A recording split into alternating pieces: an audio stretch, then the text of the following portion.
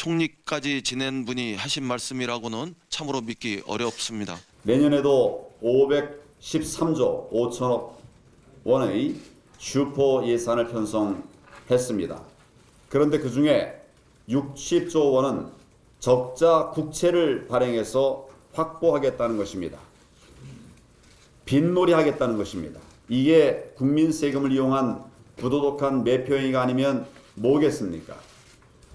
재정 건전성의 훼손은 국가 부도의 지름길입니다. 확장 재정 정책을 빈놀이, 국가 부도의 지름길이라고 주장한 것은 현실을 너무나 왜곡한 해외 토픽감이다. 정부가 확장 재정 정책을 망설인다면 그것이야말로 직무유기라고 저는 생각합니다.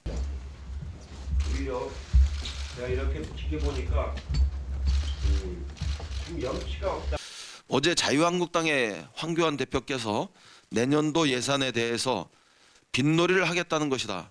빚을 내서 내년 총선을 앞두고 표가 되는 곳에 뿌리겠다는 것으로 보인다.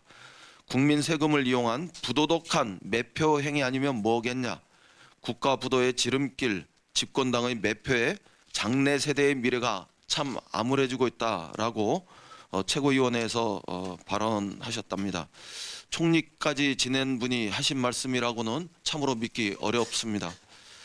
그 가운데서도 확장 재정 정책을 빚놀이, 국가 부도의 지름길이라고 주장한 것은 현실을 너무나 왜곡한 해외 토픽감이다. 이렇게 저는 규정합니다. 진짜 현실은 황교안 대표의 주장과 정확하게 반대의 지점에 있습니다.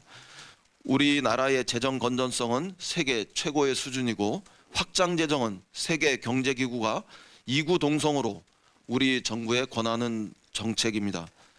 세계 대부분의 나라가 우리의 풍부한 재정 여력을 부러워하고 확장 재정이 우리나라가 보유한 강력한 경제 무기라며 주목하고 있습니다.